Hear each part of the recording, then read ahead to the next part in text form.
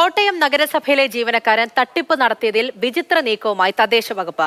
ക്ലർക്കായ Akhil C Varghese തട്ടിയെടുത്ത 2 കോടി രൂപ നഗരസഭയിലെ 29 ജീവനക്കാരിൽ നിന്ന് ഈടാക്കാൻ ശുപാർശ. തദ്ദേശ വകുപ്പ് ഡയറക്ടറേറ്റിലെ ഫിനാൻസ് മാനേജ്മെന്റ് ആൻഡ് ഇൻസ്പെക്ഷൻ ആണ് ശുപാർശ ചെയ്തിരിക്കുന്നത്. കോട്ടയം നഗരസഭയുടെ ക്ലോക്ക് ടവറിൽ ഇപ്പോൾ സമയം 6:15. എന്നാൽ യഥാർത്ഥ സമയം 11 മണി. ഈ ക്ലോക്കിലെ സമയം പോലെ തന്നെ ഈ നഗരസഭയിലെ ജീവനക്കാരുടെ സമയവും ഇപ്പോൾ അത്ര കണ്ട് ശരിയല്ല. കഴിഞ്ഞ വർഷം ഓഗസ്റ്റിലാണ് നഗരസഭയിലെ പെൻഷൻ തട്ടിപ്പ് പുറത്തു വരുന്നത്. പെൻഷൻ വിഭാഗം ക്ലർക്കായിരുന്ന അഖിൽ സി വർഗീസ് തൻ്റെ അമ്മയായ ശ്യാമളയുടെ അക്കൗണ്ടിലേക്ക് 2,40,00,000 രൂപ കൈമാറ്റം ചെയ്ത് തട്ടിപ്പ് നടത്തുകയായിരുന്നു. തട്ടിപ്പിന്റെ വാർത്തകൾ പുറത്തു വന്നതോടെ അഖിൽ സി വർഗീസ് സ്ഥലത്തു നിന്ന് മുങ്ങി.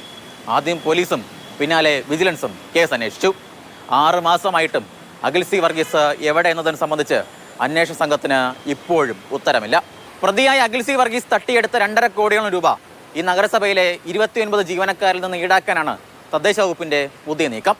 തദ്ദേശ വകുപ്പിലെ ഫിനാൻസ് മാനേജ്മെന്റ് ആൻഡ് ഇൻസ്പെക്ഷൻ വിഭാഗം ഇത് സംബന്ധിച്ച ശുപാർശ സർക്കാരിന് നൽകി കഴിഞ്ഞു. 18% പിഴപ്പലിശയോടുകൂടിയാകും ജീവനക്കാരിൽ നിന്ന് പണം ഈടാക്കുക. സർക്കാർ ഉത്തരവ് പുറത്തിറങ്ങുന്നതോടെ പ്രതിഷേധം ശക്തമാക്കാനാണ് സർവീസ് സംഘടനകളുടെ തീരുമാനം. എന്തായാലും കട്ടവനെ കിട്ടിയില്ലെങ്കിൽ കിട്ടിയവനെ വെച്ച് അഡ്ജസ്റ്റ് ചെയ്യാനാണ് തദ്ദേശ വകുപ്പിന്റെ പുതിയ നീക്കം. കോട്ടയത്ത് നിന്ന് ജോബിൻ തേക്കടിക്കൊപ്പം ഷിനോദശ്രീ, മാതൃഭൂമി ന്യൂസ്.